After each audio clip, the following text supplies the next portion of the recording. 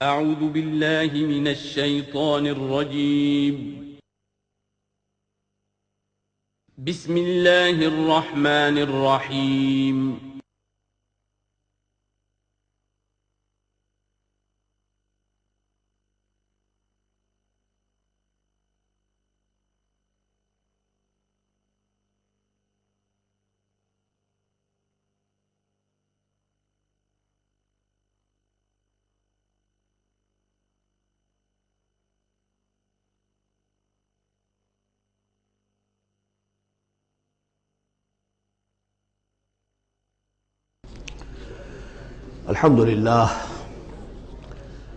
الحمدللہ وکفا والصلاة والسلام علی عبادہ الذین اصطفیٰ،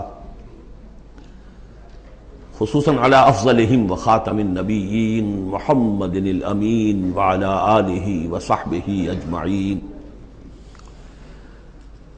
اما بعد فقد قال اللہ تبارک وتعالی کما ورد فی سورۃ الصف: اعوذ باللہ من الشیطان الرجیم، بسم اللہ الرحمن الرحیم. سبح للہ ما فی السماوات وما فی الارض وہو العزیز الحکیم. یا ایہا الذین آمنوا لم تقولون ما لا تفعلون کبر مقتا عند اللہ ان تقولوا ما لا تفعلون. ان اللہ یحب الذین یقاتلون فی سبیلہ صفا کأنہم بنیان مرصوص. صدق اللہ العظیم. رب اشرح لی صدری ویسر لی امری واحلل عقدۃ من لسانی یفقہوا قولی. اللہم ربنا الہمنا رشدنا واعذنا من شرور انفسنا. اللہم ارنا الحق حقا وارزقنا اتباعہ وارنا الباطل باطلا وارزقنا اجتنابہ. اللہم وفقنا لما تحب وترضى. اللہم ربنا آنس وحشتنا فی قبورنا وارحمنا بالقرآن العظیم. اللہم اجعلہ لنا اماما ونورا وہدى ورحمہ. اللہم ذکرنا منہ ما نسینا وعلمنا منہ ما جہلنا وارزقنا تلاوتہ آناء اللیل وآناء النہار واجعلہ لنا حجتا یا رب العالمین آمین. اب ہم اللہ کا نام لے کر سورہ صف کا آغاز کر رہے ہیں. میں آپ کو بتا چکا ہوں کہ جو 10 سورتیں ہیں مدنی، سورہ حدید سے سورہ تحریم تک، ان میں بالکل درمیان میں جو یہ جوڑا ہے سورہ صف اور سورہ جمعہ، اس کی امتیازی شان اسی سے نظر آ جاتی ہے کہ دونوں کا آغاز تسبیح سے ہوا ہے. ورنہ اب تک یہ تھا سورہ حدید کا آغاز سبح للہ ما فی السماوات والارض، پھر سورہ مجادلہ میں وہ بات نہیں، پھر سورہ حشر میں سبح للہ ما فی السماوات وما فی الارض، پھر سورہ ممتحنہ میں وہ بات نہیں. اب یہاں پھر جو آئی ہے وما فی الارض، تسبیح کرتی ہے اللہ کی ہر وہ شے جو آسمانوں میں ہے اور ہر وہ شے جو زمین میں ہے. وَهُوَ الْعَزِيزُ الْحَكِيمُ، اور وہ زبردست ہے، کمال حکمت والا. لیکن اس کے فوراً بعد سورہ جمعہ ہے، وہ ہے يُسَبِّحُ لِلَّهِ مَا فِي السَّمَاوَاتِ وَمَا فِي الْأَرْضِ. تو اس میں جوڑے ہونے کی نسبت بہت نمایاں ہو گئی. مشابہت بھی ہے، تسبیح دونوں کا آغاز ہو رہا ہے، پھر تکمیل ہو رہی ہے. میں نے بتایا تھا کہ نسبت زوجیت میں کسی مقصد کے لیے جنس جو ہیں دو، وہ کسی اعلیٰ تر مقصد کے لیے ان کے اندر ریسیپروکل نسبت رکھی جاتی ہے. وہی یہاں ہے فعل ماضی، فعل مضارع. اور فعل مضارع عربی زبان میں حال اور مستقبل دونوں کو کور کرتا ہے. تو یہاں اس جوڑے میں آ کر ان دونوں کو جمع کر دیا گیا. یہ تسبیح جو ہے کائنات کے اندر، جو کائنات کی ہر شے کر رہی ہے، یہ ہمیشہ سے ہوتی آ رہی ہے، ہر دم ہو رہی ہے، ہمیشہ ہوتی رہے گی. یہ سورہ مبارکہ جیسا کہ میں نے کل آپ کو بتایا تھا، سورہ حدید کی جو آیت ہے، جس کو میں نے عرض کیا تھا، اگرچہ وہ لفظ اچھا نہیں ہے، عریاں اور ننگا. واقعتاً یہ ہے کہ پورا عریاں اور ننگا فلسفہ انقلاب سورہ حدید کی آیت نمبر 25 میں ہے. انقلاب کس لیے لایا جاتا ہے؟ فرانس کا ریولوشن کیوں آیا تھا؟ ظلم ہے، بادشاہ لوگ بیٹھے ہوئے ہیں، عیش کر رہے ہیں، لوگ کسان ہیں، مزدور ہیں، وہ کام کرتے ہیں، ٹیکس دیتے ہیں، یہ عیاشیاں کرتے ہیں بدماش لوگ. ظلم ہے، ختم ہونا چاہیے. لوگوں نے جانیں دی، ہزاروں نے جانیں دی. پھر شکل کیا بن گئی کہ وہ تو ایک بظاہر ڈیموکریسی، عوام کی حکومت، حقیقت میں سرمایہ داروں کی آمریت قائم ہو گئی۔ ظلم ہے۔ مزدور کارخانے کے اندر کام کر رہا ہے، اس کے بچہ جو ہے بھوکا مر رہا ہے، یا وہ اگر بیمار ہو گیا تو اس کی دوا نہیں ہے، اور اس کی محنت اور مزدوری سے جو عیش کر رہے ہیں، لال پری جو ہے ان کے شام کو جو ہوتی ہے ان کے جام میں وہ کیا کیا ہوتی ہے۔ علامہ اقبال نے کس قدر تلخ حقیقت کہی ہے۔ یہ کیا ہے؟ مزدور۔ خواجہ از خون رگے مزدور سازد لال ناب، یہ سرمایہ دار جو ہیں یہ مزدوروں کے رگوں کی خون جو ہے سرخ، اس سے کشید کر کے اپنی وہ لال پری جو ہے شام کو پیتے ہیں بیٹھ کر۔ انقلاب ہے، انقلاب ہے، انقلاب۔ نتیجہ یہ ہوا کہ بولشوک ریولوشن آیا، پھر مصیبت، اب ایک پارٹی ڈکٹیٹرشپ قائم ہو گئی۔ آسمان سے گرے، کھجور میں اٹکے، کھجور سے گرے، کسی کھائی میں جا گرے۔ یہ سارا چکر کیوں ہو رہا ہے؟ ان سرچ آف جسٹس، یہ ساری جد و جہد انسان کیوں کر رہا ہے؟ تو اب ایک تو ہے کہ ایک سیکولر انداز میں جسٹس فیئر پلے اس کی بات ہوتی ہے۔ دین میں آپ دیکھیے کہ قرآن میں جس طرح میں نے کل آپ کو بتایا، اللہ قائم بالقسط ہے۔ مسلمانوں کا بحیثیت امت رول یہ ہے، یا ایھا الذین آمنوا کونوا قوامین بالقسط، یا ایھا الذین آمنوا کونوا قوامین للہ شہداء بالقسط۔ محمد کو کیوں بھیجا؟ کہہ دیجئے کہ مجھے بھیجا گیا کہ میں عدل قائم کروں۔ اور اب جو آیت آ گئی، ہم نے تمام رسول اسی لیے بھیجے، کتابیں اسی لیے بھیجیں، میزان اسی لیے نازل کی۔ لقد ارسلنا رسلنا بالبینات وانزلنا معهم الکتاب والمیزان لیقوم الناس بالقسط۔ لوگوں نے کیا کیا؟ نبی آ گئے، انہیں پوجنا شروع کر دیا، باقی ظلم کا ظلم جو کرتے چل رہا ہے، انہیں پوج لو، خدا کا بیٹا بنا دو، کچھ اور بنا دو، اور یہ اللہ ہے ان کو جو بھی چاہو بنا دو۔ لیکن نظام ظالمانہ قائم رہا دنیا میں۔ یہ محمد عربی کا کمال ہے، انہوں نے آ کر نظام کو بدلا ہے۔ در حقیقت یہ جو تکمیل ہوئی ہے اس پروسیس کی، اس لیے آپ رسول کامل ہیں، آخری رسول اور کامل رسول، جنہوں نے آ کر نظام عدل و قسط کو بالفعل برپا کیا۔ چنانچہ وہ جو ایک عام قانون آیا، اور پھر اس میں اتنی ننگی بات، لوہا استعمال ہو سکتا ہے، طاقت استعمال ہوگی ظلم کے خاتمے کے لیے، اور ان تمام جتنی بھی ناانصافیاں ہیں ان کو ختم کر دے۔ اگرچہ یہ لوہا کسی طریقے سے استعمال ہوگا، یہ لوہا خودکشی کے کام بھی آ سکتا ہے، خودکشی نہیں کرنی ہے، اس کے کچھ شرائط ہیں، اس کے ضوابط ہیں۔ پہلے کوئی طاقت فراہم کرو، پہلے کوئی نظریہ عام کرو، جو لوگ نظریہ قبول کر لیں انہیں جمع کرو، انہیں منظم کرو، انہیں ٹرین کرو، انہیں قوت بناؤ، پھر باطل سے ٹکراؤ۔ اگر ایسے کھڑے ہو جاؤ گے تو خودکشی ہو جائے گی، نعرہ مارا اور خودکشی ہوگی۔ بہرحال وہ جو ننگا انقلابی نظریہ ہے وہ حضور کی شخصیت کے ضمن میں اس آیت میں آ کر اب وہ واحد کے صیغے میں آ گیا، هو الذی ارسل رسولہ بالہدی ودین الحق لیظہرہ علی الدین کلہ۔ سورہ توبہ میں بھی آ چکی، سورہ فتح میں آ چکی، اب اس سورہ مبارکہ کا مرکزی مضمون وہی ہے۔ لیکن اس کے یوں سمجھ لیجئے کہ یہ اس کے 4 حصے کر لیجئے، 4 آیتیں، پھر 4 آیتیں، پھر 4 آیتیں۔ پہلی 4 آیتیں تمہیدی بھی ہیں، اور ایک اعتبار سے اس میں اصل میسج آ گیا ہے۔ دوسری 4 آیتوں میں سابقہ امت مسلمہ یعنی یہود کا طرز عمل ہے۔ تیسری آیت میں بعثت محمدی کا مقصد اور اس کے لیے مسلمانوں کو دعوت جہاد۔ 12 آیتیں یہ ہو جائیں گی۔ 2 آیتیں پھر بڑی خاص قسم کی ہیں کہ جو لوگ اس صورت کے پیغام کو قبول کریں اور اختیار کر لیں، ان کے کیا کیا مدارج ہیں، دنیا میں کیا ہے، آخرت میں کیا ہے۔ بسم اللہ الرحمن الرحیم، سبح للہ ما فی السماوات وما فی الارض وہو العزیز الحکیم۔ اب آ رہی ہے بات بالکل 2 ٹوک، وہی جو میں نے کہا تھا ان تمام صورتوں میں ہے، زجر، توبیخ، جھنجھوڑنے کا انداز۔ کیا ہو گیا مسلمانوں تمہیں؟ یا ایھا الذین آمنوا ما لکم لم تقولون ما لا تفعلون، تمہیں کیا ہو گیا ہے مسلمانوں، تم جو کہتے ہو وہ کرتے نہیں، کیوں کہتے ہو جو کرتے نہیں؟ ایمان اللہ پر اور اس کے حکم پاؤں تلے، ایمان رسول کا، محبت اور عشق کے دعوے اس کی سنتوں کی دجیاں بکھیر دو۔ کیا ہے یہ؟ اس وقت نہیں تھا یہ، میں نے کہا وہاں تو ذرا سی کمی آئی تھی، ابھی اوسط کچھ گرا تھا، اس کے اوپر یہ پکڑ آ رہی ہے. تو آج سوچئے کہ آج اگر کہیں قرآن نازل ہو جائے اور آج اگر کہیں محمد رسول اللہ آ جائے تو اس امت کو دیکھ کر کیا کہیں گے کہ میری امت ہے؟ یہ 1.5 ارب انسان میری امت ہے. لما تقولون ما لا تفعلون کبر مقتا عند اللہ ان تقولوا ما لا تفعلون. بڑی شدید بیزاری کی بات ہے اللہ کے نزدیک کہ تم کہو جو کرتے نہیں. اب بتائیے اس سے بڑی زجر و توبیخ کیا ہوگی؟ اچھا معلوم ہوتا ہے کہ شاید کچھ لوگوں نے محبت رسول کے دعوے کیے ہوں گے.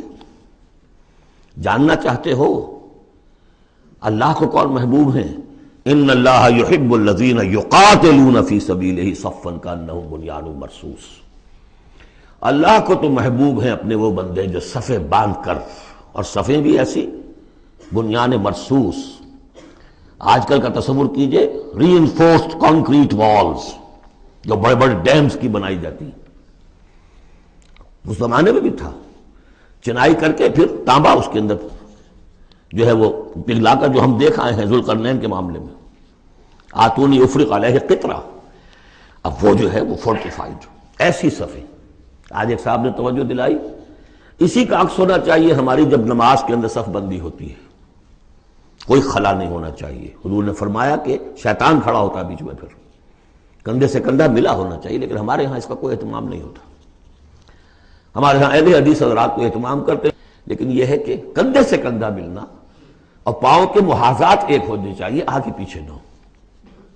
بہرحال یہ ضرورت ہے اس کی ائمہ کو بھی کرنی چاہیے کوئی نہ کوئی توجہ.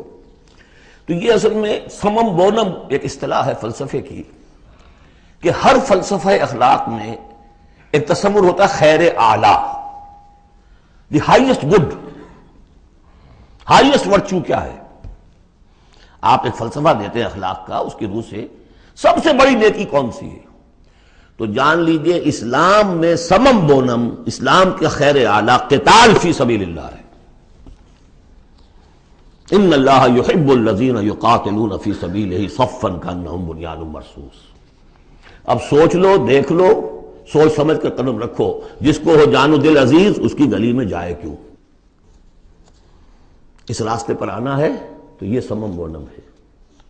یہ 4 آیتیں ہو گئیں تمہید کی. 4 آیتیں ہیں اب. بنی اسرائیل نے کیا کیا اللہ کے جلیل قدر پیغمبروں کے ساتھ؟ وَإِذْ قَالَ مُوسَىٰ لِقَوْمِهِ يَا قَوْمِ لِمَ تُؤْذُونَنِي وَقَدْ تَعْلَمُونَ أَنِّي رَسُولُ اللَّهِ إِلَيْكُمْ. یاد کرو جب کہ کہا موسیٰ نے اپنی قوم سے، اے میری قوم کے لوگوں کیوں مجھے ایذا دے رہے ہو، کوفت پہنچا رہے ہو، تکلیف دے رہے ہو. وَقَدْ تَعْلَمُونَ أَنِّي رَسُولُ اللَّهِ إِلَيْكُمْ، جبکہ تم جانتے ہو میں اللہ کا رسول ہوں. میرے نزدیک یہاں رسول بمانی نبی کے ہے. حضرت موسیٰ بنی اسرائیل کے لیے نبی تھے، رسول نہیں. رسول تھے الی فرعون. جہاں کہیں ذکر آیا بحیثیت رسول الی فرعون وملئہ، الی فرعون وملئہ، الی فرعون وملئہ. کیونکہ رسول کو بات قاعدہ یہ ہوتا ہے کہ پھر رسول کی بات نہ مانے تو قوم ہلاک کی جاتی. حضرت موسیٰ کی بات نہیں مانی، 4 کے سوا ہلاک نہیں کی گئی. تو حضرت موسیٰ کی حیثیت بنی اسرائیل کے لیے نبی کی ہے، لیکن آل فرعون کے لیے وہ رسول تھے. مانو مجھے اور میرے ساتھ واپس کرو ان کو، بنی اسرائیل کو. وقت تعلمون انی رسول اللہ علیکم، جانتے ہو میں اللہ کا نبی ہوں. فلما زاغوا، جب وہ کج ہو گئے، ٹیڑھے ہو گئے، ازاغ اللہ قلوبہم، اللہ نے بھی ان کے دلوں کو ٹیڑھا کر دیا. یہ بہت اہم آیت ہے جو قرآن مجید میں جتنی مرتبہ آیا اللہ نے انہیں گمراہ کر دیا، اللہ نے مہر لگا دی. تو کبھی اللہ ابتداءً مہر نہیں لگاتا، پہلے انسان ٹیڑھا خود ہوتا ہے. لیکن جب اس کے ٹیڑھ پن ایک حد تک چلا جاتا ہے، he reaches the point of no return, then Allah puts a seal on his heart. اس کے بعد نہیں آ سکتا. تو جب وہ ٹیڑھے ہو گئے اللہ نے ان کے دلوں کو بھی ٹیڑھا کر دیا. واللہ لا یہدی القوم الفاسقین، اللہ فاسقوں کو زبردستی ہدایت نہیں دیتا. اب اس میں ہم پڑھ چکے ہیں سورہ مائدہ میں، اصل میں وہ ایذا ہے. اللہ کے رسول کو اصل ایذا ذاتی نہیں ہوا کرتی، ہوتی ہے وہ بھی، انسان محسوس کرتا ہے. اور میں بتا چکا ہوں آپ کو سورہ احزاب میں کہ حضور حضرت موسیٰ کے ساتھ بھی اس طرح کا معاملہ کیا، لیکن حضور کے ساتھ بھی کیا. لیکن اصل ایذا جو یہاں ہو رہی ہے قتال کے لفظ کے ذکر کے ساتھ جو آ رہی ہے وہ یہ ہے. وَإِذْ قَالَ عِيسَى ابْنُ مَرْيَمَ، دوسرا دور. اب یہ ہے رسول، اصل میں بنی اسرائیل کے لیے رسول بن کر آئے وہ حضرت عیسیٰ. رسولاً الی بنی اسرائیل، سورہ آل عمران کی وہ الفاظ بہت اہم ہیں. وَإِذْ قَالَ عِيسَىٰ ابْنُ مَرْيَمَ يَا بَنِي إِسْرَائِیلَ إِنِّی رَسُولُ اللَّہِ إِلَیْکُمْ، اور جب یاد کرو جب کہ کہا عیسیٰ ابن مریم نے، اے بنی اسرائیل میں اللہ کا رسول ہوں تمہاری طرف، مصدقا لما بین یدی من التوراۃ، اور میں تصدیق کرتے ہوئے آیا ہوں اس کی جو میرے سامنے ہے تورات میں سے، ومبشرا برسول، اور بشارت دیتے آیا ہوں ایک رسول کی، یاتی من بعدی جو میرے بعد آئیں گے، اسمہ احمد، جن کا نام نامی احمد ہے، صلی اللہ علیہ وسلم، احمد مجتبی۔ فلما جاءہم بالبینات، یہ وہی حضرت عیسیٰ کے بارے میں جب وہ آئے کھلی نشانیاں لے کر، معجزے لے کر، عظیم ترین معجزے لے کر، قالوا ھذا سحر مبین، انہوں نے کہہ دیا یہ تو سحر مبین ہے۔ ومن اظلم ممن افترا، اب یہ تیسرا دور ہے، اب محمد رسول اللہ آ گئے ہیں صلی اللہ علیہ وسلم، اور وہ ہم پڑھا ہے سورہ بنی اسرائیل میں، عسیٰ ربکم ان یرحمکم وان عدتم عدنا، اے بنی اسرائیل تم ہمارے لاڈلے تھے، اس میں کوئی شک نہیں، ہم نے تمہیں چنا تھا، اخترناہم علی علم، لیکن تم نے اپنی بد عملی کی وجہ سے اپنے آپ کو رانگہ درگاہ بنا لیا، لیکن ہماری محبت اب بھی موجود ہے۔ عسیٰ ربکم ان یرحمکم، تمہارا رب اب بھی تمہیں رحم کرنے کے لیے تم پر تیار ہے، وَإِنْ عُدْتُمْ عُدْنَا، لیکن تمہارا طرز عمل وہی رہا جو پہلے تھا، تو ہم بھی وہی کچھ کریں گے جو ہم نے پہلے کیا، اسی طرح پٹوائیں گے تمہیں۔ نبوکدنضر سے پٹوایا، اور گریک سے پٹوایا، اسیرین سے پٹوایا، رومن سے پٹوایا، اور اب اس صدی میں آ کر جرمن سے پٹوایا۔ 60 لاکھ 6 ملین، واللہ اعلم۔ بہرحال اب تیسرا دور آیا، ومن اظلم ممن افترى علی اللہ الکذب، اس سے بڑھ کر ظالم کون ہوگا جو اللہ پر جھوٹ تلاسے، وہو یدعی الی الاسلام، بلایا جا رہا اسلام کی طرف، اب محمد رسول اللہ انہیں دعوت دے رہے ہیں، واللہ لا یہدی القوم الظالمین، اللہ ایسے ظالموں کو زبردستی ہدایت نہیں دیتا۔ عسیٰ ربکم ان یرحمکم، لیکن اس کے بعد فرما دیا اگلی آیت میں، ان ھذا القرآن یہدی للتی ہی اقوم، یہ قرآن ہے، شاہدرہ ہے، ہماری رحمت کا شاہدرہ قرآن حکیم، داخل ہونا ہے آؤ داخل ہو جاؤ۔ اب حضور کے ساتھ جو کچھ کر رہے تھے اس کا کلائمیکس یہ تیسری آیت ہے، یریدون لیطفئوا نور اللہ بافواہہم، وہ تلے ہوئے ہیں کہ اللہ کے نور کو اپنی منہ کی پھونکوں سے بجھا کر رہیں گے۔ یہ خاص یہود کے بارے میں ہے یہ آیت، اچھی طرح سمجھ لیجئے، اور اس کا کلائمیکس اب آ رہا ہے، اب آ رہا ہے۔ The final showdown is going to come now and not very far off, very soon. Armageddon اسے کہہ لیں۔ یہود پوری طریقے سے پوری عیسائی دنیا کو اپنے تسلط میں لا چکے ہیں، اور جو کچھ ہونے والا ہے الملحمۃ العظمیٰ جسے حضور نے قرار دیا ہے، عظیم ترین جنگ، اور آرمگڈون یہ ان کی کرسچین جو ان کی ہے اصطلاحات، ان میں وہ آرمگڈون ہے۔ بہرحال وہ تو ابھی آئے گا، ابھی تک تو ہم پڑھ رہے ہیں جو اس وقت ہو رہا تھا، ان میں جرت نہیں تھی، وہ سامنے آ کر مقابلہ نہیں کرتے تھے، وہ ہم پڑھ چکے ہیں سورہ حشر میں، کبھی بھی سامنے آ کر مقابلہ نہیں کریں گے، منہ کی پھونکوں سے بجھاتے ہیں دور دور سے۔ یہ استعارہ ہے کہ سامنے آ کے مقابلہ نہیں کرتے، سازشیں کرتے ہیں، منہ سے تو آدمی بات ہی کرتا ہے نا، سازشیں کر کے اس کو ابھارو، اس کو لے آؤ، اس سے حملہ کروا دو، قریش کو لے آؤ، فلاں کو لے آؤ، ان میں دم نہیں ہے۔ اسی کو کہا ہے مولانا ظفر علی خان نے، نور خدا ہے کفر کی حرکت پہ خندزن، پھونکوں سے یہ چراغ بجھایا نہ جائے گا۔ یریدون لیطفئوا نور اللہ بافواہہم واللہ متم نورہ ولو کرہ الکافرون، اللہ اپنے نور کا اتمام فرما کر رہے گا خواہ یہ کافروں کو کتنا ہی ناگوار ہو۔ یہ جو ہے آیت آئی ہے اس سے پہلے سورہ توبہ میں، یریدون ان یطفئوا نور اللہ بافواہہم ویابی اللہ الا ان یتم نورہ ولو کرہ الکافرون، اتنا سا فرق ہے، باقی آیت جو کی تو ہے۔ اب تیسرا حصہ ہے سورت کا، اب حضور کی بعثت کس لیے ہوئی؟ هو الذی ارسل رسولہ بالہدی ودین الحق لیظہرہ علی الدین کلہ۔ یہ خاص آیت میں آپ کو بتا چکا ہوں کہ انبیاء کی بعثت، رسولوں کی بعثت کے لیے بشیر، نذیر اور مذکر، مربی، معلم، یہ سارے الفاظ، شاہد، یہ سب مشترک ہیں۔ یہ صرف محمد رسول اللہ کے لیے ہے، اور 3 دفعہ ہے۔ وہی ہے اللہ جس نے بھیجا اپنے رسول کو صلی اللہ علیہ وسلم، الہدا، کامل ہدایت نامہ جو ان پر کامل ہو گیا، اور دین حق، وہ میزان جو دی گئی تھی تمام انبیاء کو، وہ میزان اب کامل ہو کر دین حق سچا مکمل عادلانہ مبنی بر عدل و قسط نظام زندگی ہے جو بن گیا. کس لیے بھیجا ہے؟ لیظہرہ، سے غالب کرے. یہ نہیں وہ پامال رہے اور 30 لاکھ لوگ حج کرتے رہے بس اللہ اللہ خیر صلی اللہ. رہ گئی رسم اذاں روح بلالی نہ رہی، فلسفہ رہ گیا تلقین غزالی نہ رہی. یہ 30 لاکھ آدمی اگر کفن باندھ لیں اپنے سر سے تو دنیا میں انقلاب آ جائے گا نہ آ جائے؟ حج کری آؤ، رمضان کا عمرہ کراؤ. ریچولز نئے ریچولز. حرام سے کمائی کرو اور عمرے کرو. هو الذي ارسل رسوله بالهدى ودين الحق ليظهره على الدين كله ولو كره المشركون. مشرکوں کو تو یہ پسند نہیں ہوگا. مشرک چاہیں گے توحید کا نظام قائم ہو جائے، اللہ کی حکومت پوری زندگی پہ قائم ہو جائے. اور مشرک کون ہے؟ مشرک صرف بت پرست نہیں ہے. سب سے بڑا مشرک وہ ہے جو کہ ہیومن سوورنٹی کا اعلان کر رہا ہے. وہ تو خدائی کا اعلان کر رہا ہے. بت پرست نے تو یہی سمجھا ہوگا یہ کوئی دیوی ہے، دیوتا ہے، کوئی ہماری سفارش کر دے گا. اس کے علاوہ وہ تو خدا بن رہے ہو تم کہ ہم حاکم ہیں. یہ دعویٰ تو نمرودیت کا دعویٰ ہے، یہ دعویٰ تو فرعونیت کا دعویٰ ہے. حاکم ہم ہیں.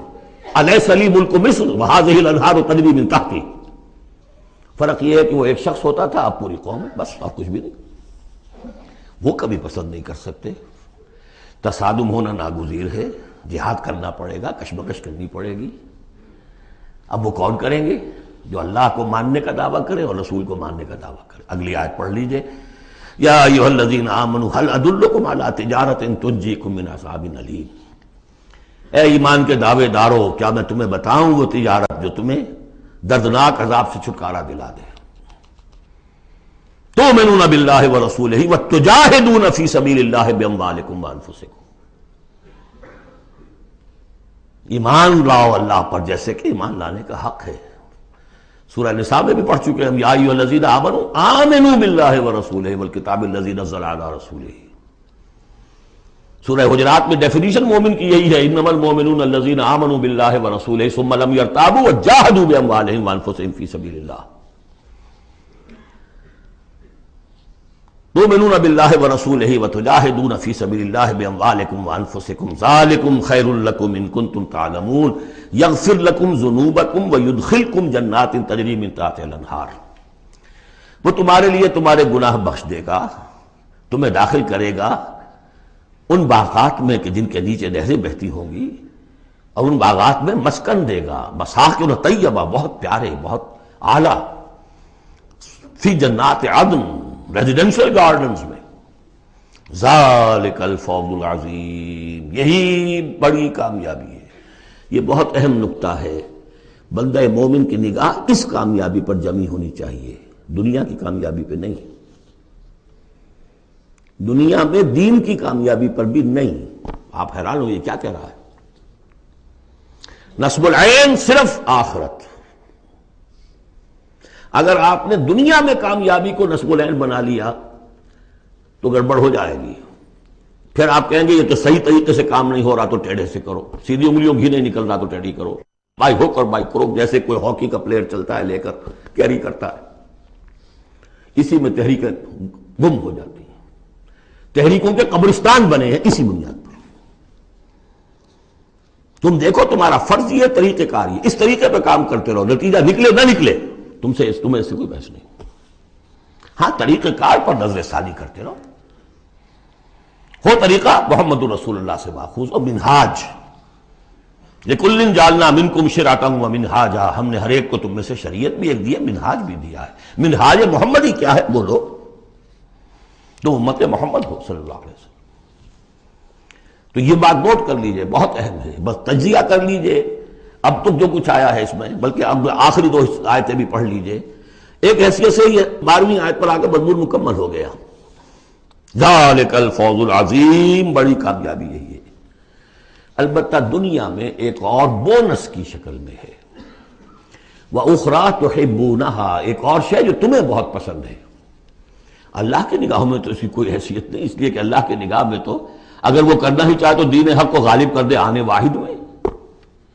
اللہ تو تمہیں دیکھ رہا ہے بس کہ تم نے کتنی کچھ جانفی شانی کی، کہ کیونکہ تمہارا امتحان ہے. لیکن تمہاری نگاہوں میں بہرحال انسان ہو تو بربنائے طبع بشری انسان چاہتا ہے کہ جو کچھ ہم کریں اس کا نتیجہ بھی اگر نظر آ جائے تو کیا کہنے. وَأُخْرَىٰ تُحِبُّونَهَا، اور وہ دوسری چیز اور بھی جس کا جو تمہیں پسند ہے، وہ کیا ہے؟ نصر من اللہ وفتح قریب. اب اللہ کی طرف سے مدد آیا چاہتی ہے اور فتح تمہارے قدم چوما چاہتی ہے. لیکن یہ ظاہر بات ہے یہ کب اتری ہے؟ یہ میں آپ کو بتا چکا ہوں. اس کو سمجھیے سورہ صف کو سورہ احزاب کا ضمیمہ. وَبَشِّرِ الْمُؤْمِنِينَ، یہی الفاظ آئے ہیں، اور اے نبی اس کی بشارت دے دیجئے اہل ایمان کو.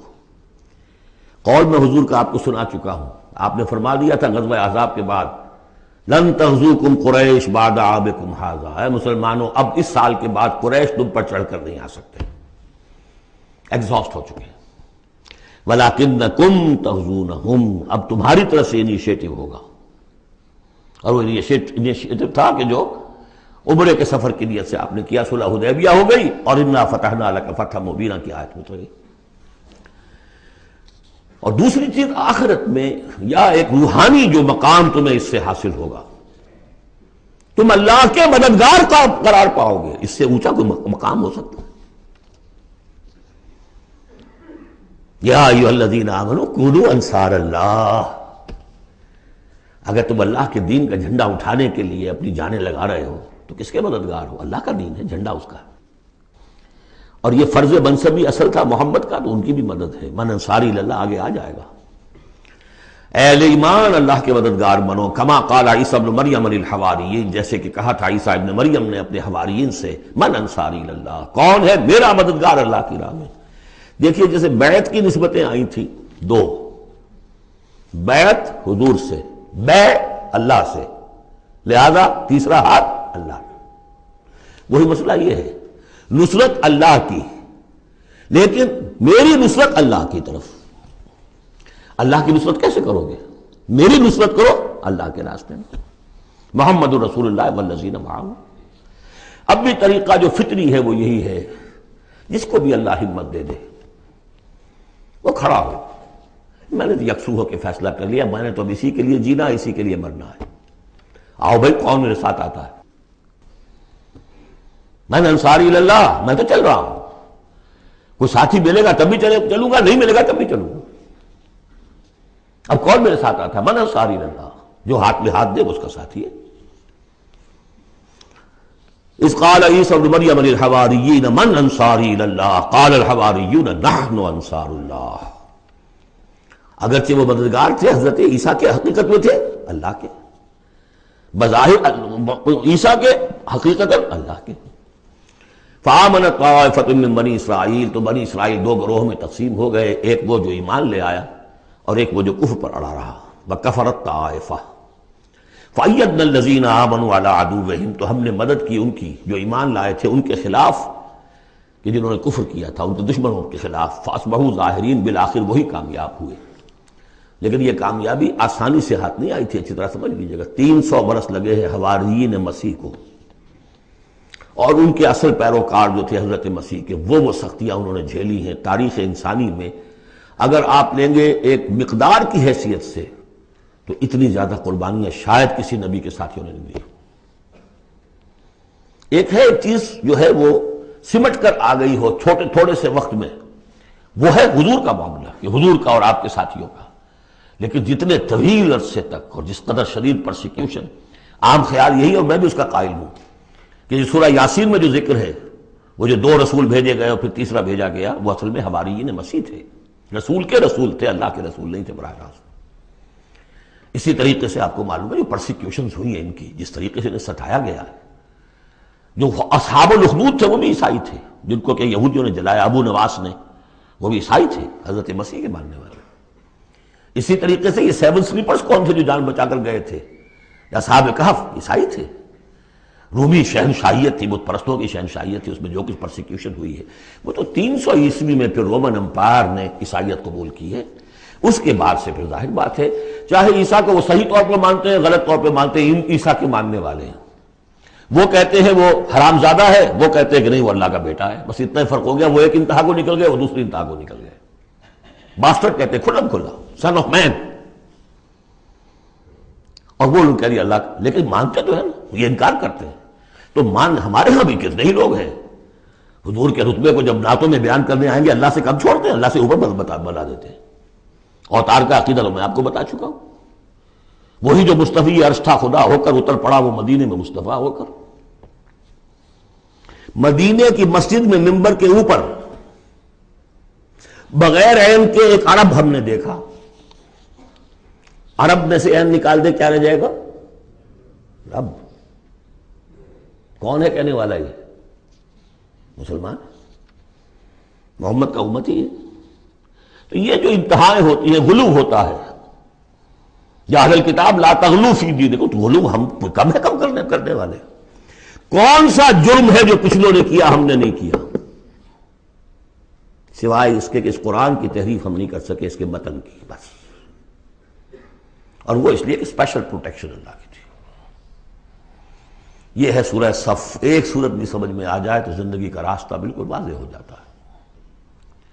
البتہ یہ جو قتال اس میں بتایا گیا، میں نے عرض کیا تھا قتال ایسا نہیں ہے کہ اٹھاؤ ہتھیار جاؤ نعرہ مارو اور خودکشی کر لو، ٹکرا جاؤ۔ اس کا ایک پروسیس ہے، پہلے اس کے لیے مردان کار چاہیے، ایسے مردان کار جن کے دلوں میں اللہ کی محبت کے سوا دنیا کی کوئی محبت نہ رہ گئی ہو، جو ہم سورہ شورى میں پڑھ چکے ہیں۔ فما اوتیتم من شیء فمتاع الحیاۃ الدنیا وما عند اللہ خیر وابقى للذین آمنوا وعلی ربہم یتوکلون۔ طالب آخرت بن چکے ہو، واقعتاً، کہنے کی حد تک نہیں، زبانی کلامی نہیں، فی الواقع۔ پھر ان کے اندر وہ اخلاص اور خلوص، پھر ایک نظم کی پابندی، ایک لیڈر کے ساتھ عہد، جو کہو گے۔ یہ تقاضے اگر پورے نہیں ہوتے، اور معتدم تعداد کے اندر 2-4 سے تو نہیں ہوگا معاملہ۔ 4 کا ہوتا معاملہ تو حضرت موسیٰ کے ساتھ بھی تھے، 3-4 تو اور 150 تو اور بھی شاید نکل ہی آتے، کوئی ذرا اور محنت کرتے، لیکن نہیں، معتدم تعداد، ریکوزٹ نمبر۔ لہذا اس کو تیار کرنے کے لیے کیا طریقہ کار ہے؟ یوں سمجھیے کہ منہج انقلاب محمدی کے 2 حصے ہیں۔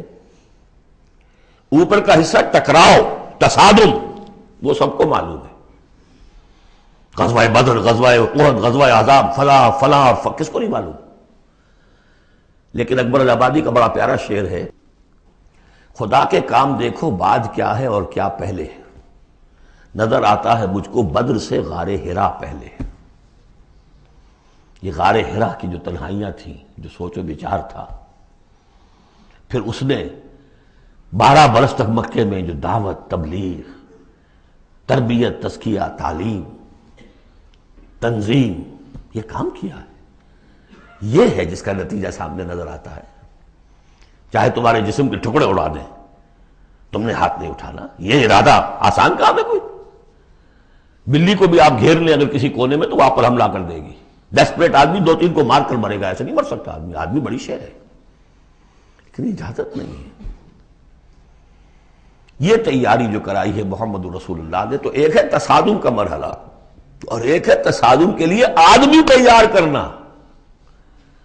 آدمی فراہم کیسے کرے، تیار کیسے کرے، اس کو میں نے قرار دیا ہے منہج انقلاب نبوی کی اساسی منہاج۔ ایک ہے تکمیلی منہاج، تصادم، ٹکراؤ، جنگ۔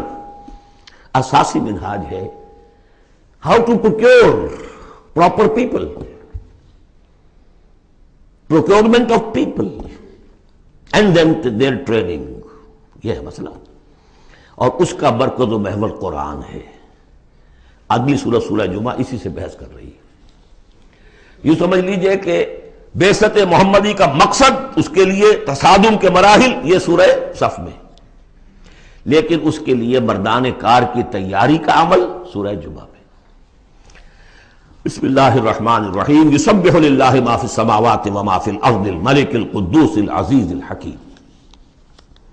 هو الذی بعث فی الامیین رسولا منہم یتلو علیہم آیاتہ ویزکیہم ویعلمہم الکتاب والحکمہ۔ اب دیکھیے آپ، جیسے وہ آیت 3 دفعہ آ چکی تھی، یہ 4تھی مرتبہ آ رہی۔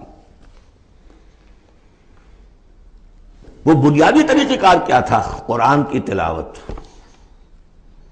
قرآن اس مقناطیس کے مانند تھا کہ جس کے اندر جس کی روح بیدار ہے اس کو کھینچ لے گا۔ یہ ہے آپ کا آلہ دعوت. اب آپ کے پاس وہ آ گئے جو سلیم الفطرت، کسی درجے میں سلام، جن کی زیادہ سلیم الفطرت اور زیادہ جو ہے وہ فوراً آ گئے. کچھ کو تھوڑا سا وقت لگا، پھر کچھ اور وقت لگا، کچھ اور وقت لگا، تو 12 برس میں مکے کی جو ہے وہ ہانڈی کے اندر پوری طرح بلو کر نکال دیا گیا. اور جو نکالا پھر ان کی تربیت، ان کی تعلیم اسی کتاب سے، حکمت قرآن پر بیس کر رہا ہے سارا پروسیس. تربیت بھی قرآن سے، تزکیہ بھی قرآن سے، دعوت بھی قرآن سے، تذکیر بھی قرآن سے، تبشیر بھی قرآن سے، انذار بھی قرآن سے. تذکیر، انذار، تبشیر، اس سے دعوت ہو گئی. اور شفاء لما فی الصدور، دل کے اندر کے جو روگ ہے ان کا علاج. یہ دل کا روگ ہے کیا؟ دنیا کی محبت، اللہ علیہ خیر صلی اللہ، مال کی محبت، اولاد کی محبت، سب کیا ہے؟ ہاتھی کے پاؤں میں سب کے پاؤں دنیا کی محبت. یہ قرآن نکال دیتا ہے. هو الذی بعث فی الامیین رسولا منہم، وہی ہے جس نے بھیجا، اٹھایا امیین میں سے ایک رسول، انہی میں سے. یتلو علیہم آیاتہ، ان کو پڑھ کر سناتا ہے اللہ کی آیات. یہ وہ مقناطیس. وَيُزَكِّيهِمْ وَيُعَلِّمُهُمُ الْكِتَابَ، وہ تزکیہ کر رہا ہے. تلاوت آیات کے ذریعے سے غلط نظریات ختم ہوئے. غلط نظریات ختم ہوئے. ان غلط نظریات پر جن ہمارے اعمال کی بنیاد تھی، ہر عمل کے پیچھے کوئی نظریہ ہے، کوئی ویلیو ہے جو آپ کے ذہن میں ہے، جس کے تحت آپ کوئی بھاگ دوڑ کر رہے ہیں، کوئی عمل کر رہے ہیں. وہ ویلیو غلط ہے تو عمل غلط ہوگا، ویلیو صحیح عمل صحیح ہوگا. قرآن نے ویلیو آپ نے صحیح کر دی. تو گویا کہ اب یہ برے اعمال، بری عادات، یہ جیسے پت جھڑ میں پتے جھڑ جاتے ہیں، خود ہی جھڑ جائیں گے. کیسے رہیں گے؟ اندر سے غذا ہی نہیں مل رہی، اندر تو جڑ ختم ہو گئی ان کی. یہ ہے تزکیہ. اور پھر تعلیم کتاب و حکمت. اب انہیں سکھاؤ، احکام دو، اور بڑی گہری بصیرت والی باتیں بھی سکھاؤ. وہ سب کے لیے نہیں ہے. اس کو وہ کہتے ہیں جیسے کہ ہمارے ہاں عربی مدارس میں بھی اب ہے شعبہ تخصص. خارج و تحصیل تو تم ہو گئے، تخصص کرو. یہ اصل میں تعلیم حکمت جو ہے، یہ محمد الرسول اللہ کی تعلیم کا اور تربیت کا شعبہ تخصص ہے. یہ سب کے بس کا روگ نہیں. وَمَن يُؤْتَ الْحِكْمَةَ فَقَدْ أُوتِيَ خَيْرًا كَثِيرًا يُؤْتِي الْحِكْمَةَ مَن يَشَاءُ وَمَن يُؤْتَ الْحِكْمَةَ فَقَدْ أُوتِيَ خَيْرًا كَثِيرًا. یہ اللہ تعالیٰ کسی کسی کو صلاحیت دیتا ہے. وَإِن كَانُوا مِن قَبْلُ لَفِي ضَلَالٍ مُبِينٍ، اور یقیناً اس سے پہلے تو وہ کھلی گمراہی میں تھے. وَآخَرِينَ مِنْهُمْ، اور محمد کو بھیجا ہے اللہ نے صرف امیین کے لیے نہیں، اوروں کے لیے بھی جو ہے تو انہی میں سے پوٹینشلی. لَمَّا يَلْحَقُوا بِهِمْ، ابھی ان میں شامل نہیں ہوئے. حضور سے ان کے بارے میں پوچھا گیا. حضور نے مجلس میں بیٹھے ہوئے تھے، سلمان فارسی ان کے کندھے پر ہاتھ رکھا، فرمایا حکمت اگر سریا پر بھی ہوگی تو اس کی قوم کا کوئی شخص اسے لے آئے گا. اور کم سے کم یہ کہ تمام جو حنفی مسلمان علماء وہ سمجھتے ہیں کہ اس حضور کی حدیث کا مصداق امام ابو حنیفہ ہے رحمۃ اللہ علیہ. بہرحال اس میں کوئی شک نہیں کہ ایرانی قوم جو ہے بحیثیت مجموعی بہت ذہین، فطین، فلاسفر ایک سے ایک بڑھ کر، متکلم سارے کے سارے ایرانی ہیں. یہ ساری چیزیں ان کے ہاں فلسفہ، منطق، دو چیزیں بھی گھٹی میں. 3 مراکز رہے ہیں دنیا میں فلسفہ اور منطق کے: ہندوستان، ایران، یونان. 3 ہے. نمبر 2 پہ جرمنی آ جائے گا، اس لیے کہ وہ بھی ایرینز ہیں. یہ ایرینز ہیں، یہ حام کی نسل ہے میری تحقیق کے مطابق. اللہ تعالیٰ نے سام کی نسل کو چن لیا نبوت کے لیے، حام کی نسل کو چن لیا حکمت کے لیے. وآخرین منہم لما یلحقوا بہم، میرے نزدیک اس آیت کی صحیح تعبیر کیا ہے کہ ایک نیوکلیس، جیسے کہ اسٹرکچر آف ایٹم ہے، ایک نیوکلیس ہے، اس میں پروٹونز ہوتے ہیں اور بھی بڑی بلائیں ہوتی ہیں. اب تو ایک سے ایک نکلی آ رہی ہیں. جب ہم نے فزکس پڑھی تھی تب یہ تھا کہ ایک نیوکلیس ہے، اس میں پروٹونز ہیں، پازیٹیو چارج ہے، اور پھر یہ ادھر جو ہے وہ اب جو الیکٹرانز چل رہے ہیں دائرے میں، بڑا ایٹم جو ہے وہ بہت سے دائروں میں.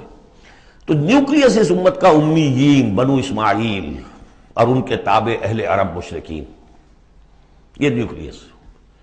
پھر سب سے پہلے ایرانی آ گئے. پہلا جو ہے نیوٹرون، الیکٹران ایرانیوں کا ہے. پھر رومی آ گئے، کچھ آ گئے ادھر سے، کچھ قبطی آ گئے، ایجپشنز. ادھر سے آگے آپ بڑھے تو ہندی آ گئے، سندھی آ گئے. پہلے سندھی آئے پھر ہندی آئے. یہ سب ہیں اب مختلف دائرے. یہ بڑھتا جا رہا ہے. لیکن نیوکلیس امیین اور باقی سب آخرین. امیین میں سے چونکہ خود حضور تھے لہذا ان پر اتمام حجت آخری درجے میں ہو گئی، لہذا ان کے لیے کوئی رعایت نہیں تھی، اگر ایمان نہیں لائیں گے تو قتل کر دیے جائیں۔ یہ سورہ توبہ میں ہم پڑھ چکے ہیں۔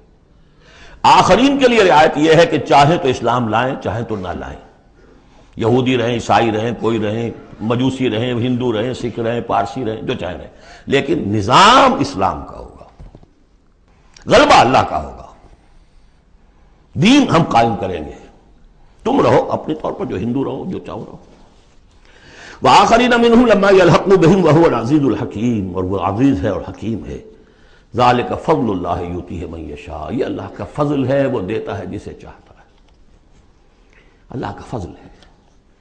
اس فضل کے بڑے درجے ہیں۔ سورہ بنی اسرائیل میں آیت پڑھی، ان فضلہ کان علیک کبیرا، حضور سے خطاب ہے، سب سے بڑا فضل، سب سے بڑا فضل، سب سے بڑا فضل اس پوری کائنات میں محمد رسول اللہ پر ہوا۔ اگرچہ ان کا فضل کس طور سے ہوا ہے وہ آپ دیکھ لیجئے، ماریں پڑی ہیں، پتھراؤ ہوا ہے، خون کے دھارے چھوٹے ہیں۔ اللہ کا فضل جو ہے دنیا میں وہ ناز و نام نہیں ہے، عیش نہیں ہے، آرام نہیں ہے۔ جس میں سب سے بڑا فضل تھا اسے یتیم پیدا کیا، پوستھیومس پیدا بھی ہوا ہے باپ کے فوت ہونے کے بعد، بالکل مفلس قلاش۔ وہ تو مادائی حلیمہ کو کوئی اور بچہ ملا نہیں تھا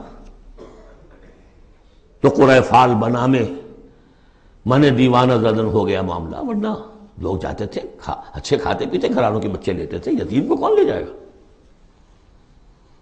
لیکن وہ یتیم پھر کیا بنا؟ در یتیم۔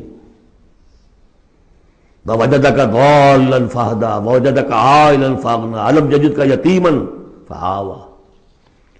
پھر جو کچھ ہوا ہے سخت، آپ کا جو نوجوانی کا دور ہے، سخت مشقت مزدوری۔ آپ کہتے ہیں میں قریش کی بھیڑیں بکریاں چند ٹکوں کی مزدوری پر چلایا کرتا تھا، قرارید، درہم و دینار نہیں، قرارید، ٹکے پیسے۔ بہرحال یہ دنیا کا معاملہ اور ہے۔ فرمایا وآخرین منہم لما یلحقوا بہم وہو العزیز الحکیم، ذالک فضل اللہ، یہ میں بیان کر رہا تھا، فضل کبیر بلکہ فضل اکبر تو ہوا حضور پر۔ پھر جو بھی محمد کے دامن سے وابستہ ہو گیا بہت بڑا فضل ہے، چاہے اللہ نے ہمیں پیدائشی طور پر یہ فضل دے دیا ہے، ہم اس فضیلت کا قدر نہ کریں اور وہ پھر راندہ درگاہ حق ہو جائے وہ دوسری بات ہے، اللہ نے تو دیا۔ بل اللہ یمن علیکم ان ہداکم للایمان، تمہیں اس راستے پر ڈال دیا ہے اللہ کے بندو، تمہیں پیدا کیا ہے وہاں جہاں تم نے پیدا ہوتے کال میں اذان سنی ہے اور دوسرے کال میں اقامت سنی ہے، اس سے بڑا فضل کیا ہوگا؟ لیکن تم نے اس کی ناقدری کی تو یہ دوسرا بات ہے۔ ذالک فضل اللہ یؤتیہ من یشاء واللہ ذو الفضل العظیم، اللہ بڑے فضل والا ہے۔ لیکن یہ کہ اب یہ جو پروسیس تھا، جو محمد رسول اللہ کا اعلی انقلاب تھا، قرآن، اب محمد تو جا رہے ہیں صلی اللہ علیہ وسلم، یہ پروسیس آگے کون جاری رکھے گا؟ نبی تو کوئی اور آنا نہیں۔ لہذا حضور نے کہا خطبہ حجۃ الوداع میں، قد ترکت فیکم ما ان تمسکتم بہ او اعتصمتم بہ لن تضلوا ابدا کتاب اللہ، میں چھوڑ کر جا رہا ہوں، یہ محمد کے قائم مقام ہے، یہ قرآن، یہ عصائے موسیٰ سے 100 گنا بڑا معجزہ ہے۔ عصائے موسیٰ صرف موسیٰ کے ہاتھ میں تھا تو معجزہ تھا، بعد میں تو وہ لٹھیا کی لٹھیا ہے، اور کیا ہے، پڑا ہوگا کسی ٹرنک کے اندر، شاید ہو اب بھی، جیسے کہ کہتے ہیں یہودی ہے لاٹھی ہے، اب وہ سانپ تو نہیں بنے گا کسی کے لیے۔ یہ معجزہ ہے جو ہر ایک کے ہاتھ میں آ سکتا ہے، بشرطے کہ اس کا حق پہچانے، اس کا حق ادا کرے، اس کی قدر و قیمت کو جانے۔ افبہذا الحدیث انتم مدہنون وتجعلون رزقکم انکم تکذبون، اس کے ساتھ تمہارا یہ معاملہ ہے، یہ مداہمت ہے۔ دنیا بھر کی زبانیں سیکھ لو، دنیا بھر کے علوم سیکھ لو، اتنی عربی نہیں کہ قرآن مجید کو براہ راست سمجھ سکو، اور اگر یہ قرآن تمہیں پوزیس کر لے گا تو خدا کی قسم کھا کر کہتا ہوں کہ کسی اور کام میں دل نہیں لگے گا آپ کا۔ یہ کیا کام ہے؟ گھس گھس گھس گھس گھس کر کے تنخواہ ہو گئی 30,000 40,000 50,000 تنخواہ لے کے آ گئے. بس یہی ہے. Were you created for that? ابراہیم بن ادم کا آپ نے سنا ہوگا نام. بادشاہ تھے کسی علاقے کے, شکار پر گئے ہوئے تھے, تو وہاں کہیں آواز انہیں سنائی دی, کسی فرشتے کی تھی یا یہ کہ خود ان کے اپنے دل کی آواز تھی. یا ابراہیم لہذا خلقت ام لہذا امرت.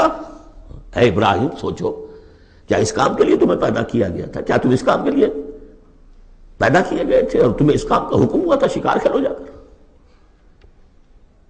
بس وہی سے کایا پلٹ ہوئی. تو سوچنے کی بات ہے.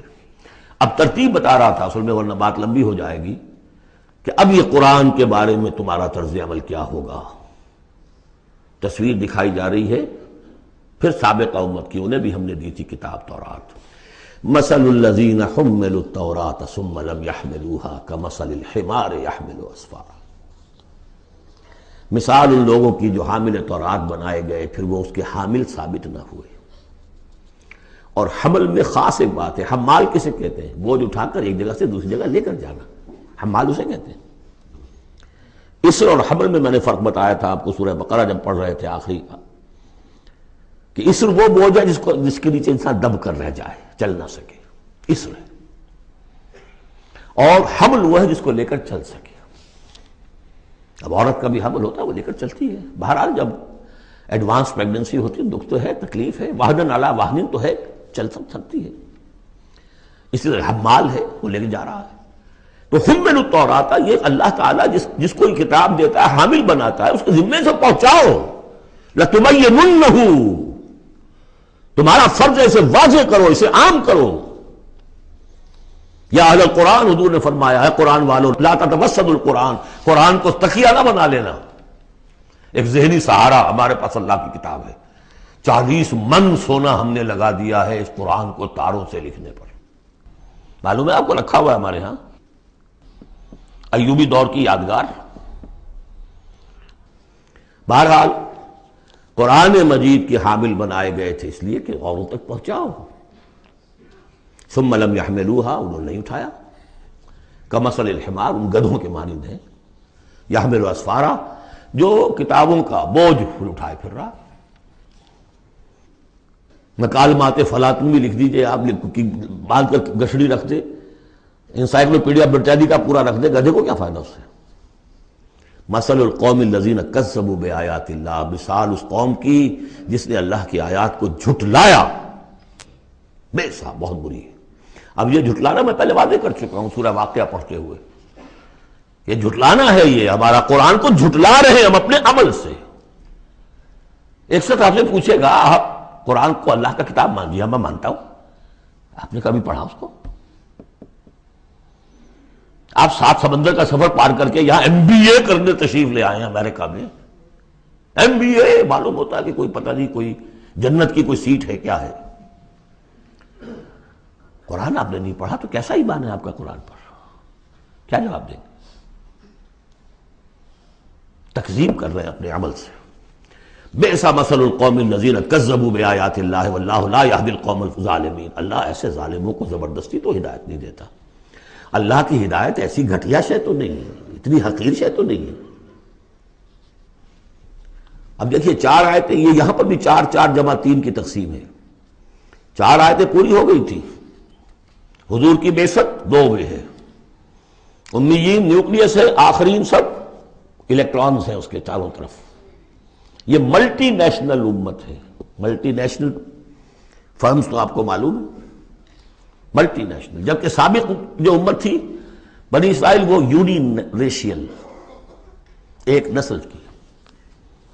یونی ریشیل, یونی نیشنل, یہ multi racial, multi national. Hindi بھی, فارسی بھی, ایرانی بھی, ترک بھی, چینی بھی. اب تو دنیا کا میں نہیں سمجھتا کہ کوئی قوم رہ گئی ہو, کوئی نسل رہ گئی ہو جس میں کچھ نہ کچھ مسلمان موجود نہ ہو. اور دوسری بات یہ کہ حضور کا بنیادی کیا ہے؟ اعلی دعوت, اعلی تربیت, جس سے کہ مردان کار تیار کیے جو جہاد اور قتال کریں گے, وہ ہے قرآن. اب آگے 4 آیتوں میں وہ جو طرز عمل ہمارا ہو گیا اس کی تصویر دکھائی جا رہی ہے بنی اسرائیل کے طرز عمل میں. مثل الذین حملوا التوراۃ ثم لم يحملوها كمثل الحمار يحمل اسفارا بئس مثل القوم الذین كذبوا بآیات اللہ واللہ لا يهدی القوم الظالمین۔ اس کے بعد نتیجہ کیا نکلتا ہے؟ جو آیات الہیہ سے رشتہ ٹوٹے گا تو سہارا کیا چیز رہ جائے گی؟ ہم تو اللہ کے چہیتے ہیں، لاڈلے ہیں، ہمیں تو جہنم میں کوئی جھونک ہی نہیں سکتا، جھونکے گا بھی تو دوسروں کی آنکھ میں دھول جھونکنے کے لیے چند دن کے لیے، ہمیں بھی ڈال کے فوراً نکال لیں گے۔ اللہ کو بھی چوری کرنی ہے، خیانت کرنی ہے، ہمارے لیے کرنی ہے۔ اور ہم جیسے بھی کچھ ہیں، جو بھی کچھ ہیں، زانی ہیں، شرابی ہیں، جو بھی کچھ ہیں، لیکن تیرے محبوب کی امت میں، جب تیرے محبوب کی امت میں ہے سیلویشن از گارنٹیڈ، شفاعت تو ملنی ہی ملنی ہے۔ بہت زیادہ کرنا ہے تو کسی بزرگ کی مزار پہ دیگے بھی چڑھا ہے، بس اور کیا رہ گیا۔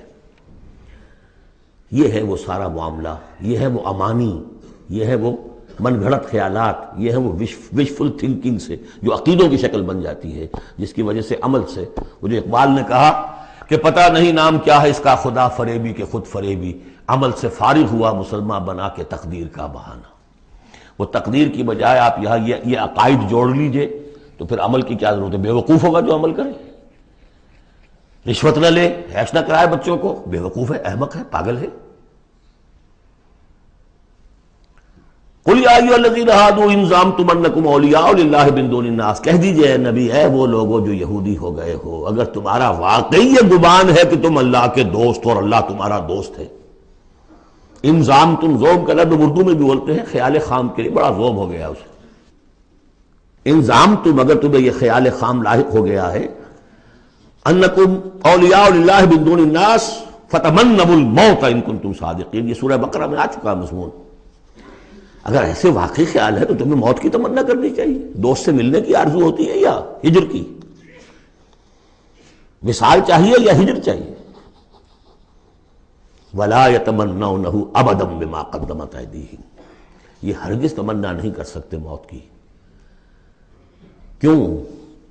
بسبب اس کے جو ان کے ہاتھ آگے بھیج چکے ہیں، انہیں معلوم ہے ہم نے کیا کرتوت آگے بھیجے ہیں۔ بل الانسان علی نفسہ بصیرہ، انسان کو خود معلوم ہے کہ میں کیا کچھ بھیج چکا ہوں، کیا کیا کمائیاں کی ہیں، کیا کیا حرام خوریاں کی ہیں، وہ سارے کے سارے جو ہیں وہ تو آگے بھیجے ہوئے ہیں۔ واللہ علیم بالظالمین، اللہ ان ظالموں سے خوب واقف ہے۔ قل، اے نبی ان سے کہہ دیجئے، ان الموت الذی تفرون منہ فانہ ملاقیکم، وہ موت جس سے تم بھاگتے ہو وہ تم سے ملاقات خود فرما لے گی۔ تم بھاگتے رہو، انہ ملاقیکم، وہ آن کھڑی ہوگی سامنے۔ ثم تردون الی عالم الغیب والشہادہ، پھر تمہیں لوٹا دیا جائے گا اس ہستی کی طرف جو غیب اور شہادہ سب کا جاننے والا ہے، جو تمہارے سامنے ہے اس کا بھی، جو تمہارے پیچھے ہے اس کا بھی، جو بحیثیت نوع انسانی تمہارے لیے کھول دیا گیا اس کا بھی، اور جو تمہارے سے غیب میں رکھ دیا گیا اس کا بھی۔ فَيُنَبِّئُكُم بِمَا كُنتُمْ تَعْمَلُونَ، پھر وہ تمہیں جتلا دے گا جو کچھ تم کرتے رہے تھے۔ یہ دوسرا حصہ ہو گیا 4 آیات کا۔ گویا کہ جو کتاب محمد رسول اللہ دے کر گئے ہیں، قد ترکتم، اور جس کے لیے حکم دے کر گئے تھے کہ اب تمہارے ذمے ہے، میرے کندھے پر سے یہ بوجھ اتر کر تمہارے کندھوں پر آ گیا ہے۔ الا هل بلغت، انا نشهد انك قد بلغت واديت ونصحت، انا نشهد انك قد بلغت الرسالة واديت الامانة وكشفت الغمة، یہ تو گواہیاں لی ہیں۔ اس کے بعد اللہم اشہد، اللہم اشہد، اے اللہ تو بھی گواہ رہے، یہ مان رہے ہیں۔ اور پھر فَلْيُبَلِّغِ الشَّاهِدُ الْغَائِبَ، ایک سائی آف ریلیف، میرے کندھے پر جو بوجھ تھا، اِنَّا سَنُلْقِي عَلَيْكَ قَوْلًا ثَقِيلًا، آج وہ بوجھ میرے کندھے سے اتر گیا، لیکن تمہارے کندھوں پر آ گیا۔ مجھے تو صرف امیین تک یہ فرض براہ راست انجام دینا تھا، تمہیں پوری نوع انسانی تک انجام دینا ہے۔ A heavy burden، اس کے لیے یہ ہے دوسرا حصہ 4 آیات کا۔ اب تیسرے حصے میں اس قرآن کی تعلیم عام، تعلیم بالغان کا جو نظام قائم کیا گیا اس کا ذکر ہے۔ جمعہ کیا ہے اصل میں؟ اب رہ گئی رسم ادا روح بلالی نہ رہی، فلسفہ رہ گیا تلقین غزالی نہ رہی۔ یہ جمعہ کیا ہے؟ یہ حزب اللہ کا ہفتے وار اجتماع ہے۔ کمیونسٹوں کو بھی ایجاد کرنے پڑے تھے ہفتے وار اجتماع، ہفتے وار اجتماع، اسٹڈی سرکلز۔ اس لیے کہ انقلابی کارکن کے ذہن میں جب تک اس کا نظریہ تازہ نہ رہے وہ قربانی کیسے دے گا؟ قربانی تو ہر لحظہ آئے گی، ہر آن آئے گی، قدم قدم پر آئے گی۔ لہذا اس نظریے کا، نصب العین کا، اپنے مقصد کا شعور بالکل کانشس لیول کے اوپر مستحضر رہنا چاہیے۔ لہذا اجتماعات، اب ظہر کی نماز کی بجائے جمعہ، وہاں 4 فرض یا 2 کر دیے، 2 کی جگہ خطبہ۔ خطبہ کس لیے؟ تعلیم قرآن، تعلیم بالغان۔ ظاہر ہے وہاں کالجز نہیں تھے، کتابیں نہیں تھی، پریس نہیں تھے، چھاپے خانے نہیں تھے، آڈیوز نہیں تھے، ویڈیوز نہیں تھے، کچھ بھی تو نہیں تھا، لیکن ایک نظام ہے۔ ہفتے میں ایک دن ایسا نکال لو، اگرچہ پورا دن نہیں چاہیے، یوم سبت کی طرح نہیں ہے، نہاؤ دھو، اچھے کپڑے پہنو، خوشبو لگاؤ، آؤ مسجد میں چل کر، پہلی گھڑی میں آ جاؤ گے تو اتنا ثواب ہوگا جتنا کہ ایک اونٹ کی قربانی کا۔ ہم نے آنکھوں سے دیکھا ہوا بچپن میں 7-8 بجے کے قریب مسجدوں کے اندر ہجوم ہوتے تھے، لوگ پہنچ جاتے تھے گاؤں سے، اس لیے گاؤں میں جمعہ ہوتا نہیں تھا۔ اب تو ایک خاص مسلک ہمارے ہاں جو آیا، انہوں نے 4 آدمیوں پہ بھی جمعہ کھڑا کر دیا، تو اب خام خواہ کاہے کو جائے گا کوئی آدمی شہر کے اندر؟ پہلے تو یہ تھا کہ جو مسئلے جامع نہ ہو، جو ایک شہر نہ ہو جس کے اندر کہ کوئی حکومت کا ایک بڑا افسر نہ رہتا ہو، اس کے بغیر جمعہ نہیں ہوتا۔ پر ان مسئلوں کو چھوڑ دیجئے، آئیے جمع ہوئیے، کوئی نائب رسول منبر رسول پر کھڑے ہو کر وہی عمل کرے، یتلو علیہم آیاتہ ویزکیہم ویعلمہم الکتاب والحکمہ، تاکہ یہ پروسیس اب ابدی ہو جائے امت کے اندر۔ اس لیے جمعے کی یہ اہمیت ہے کہ فرمایا گیا کہ 3 جمعے بھی چھوڑ دو گے بغیر عذر کے لَيَخْتِمَنَّ اللَّهُ عَلَىٰ قَلْبِهِ، اس شخص سے، ایسے شخص کے دل کے اوپر اللہ تعالیٰ مہر کر دیتا ہے۔ لیکن بات یہی ہے کہ وہ ساری حکمت ختم، وہ مقصد ختم، نہ وہ مقصد ہے، رہ گئی رسم ادا روح بلالی نہ رہی، اور فلسفہ رہ گیا تلقین غزالی نہ رہی۔ جمعہ ہے، پھر بھی کھنڈر بتا رہے ہیں عمارت عظیم تھی، اب بھی جو اہتمام ہوتا ہے جمعے کے لیے کھنڈر ہی صحیح، لیکن بتا رہے ہیں کہ یہ کتنی بڑی عظیم عمارت تھی۔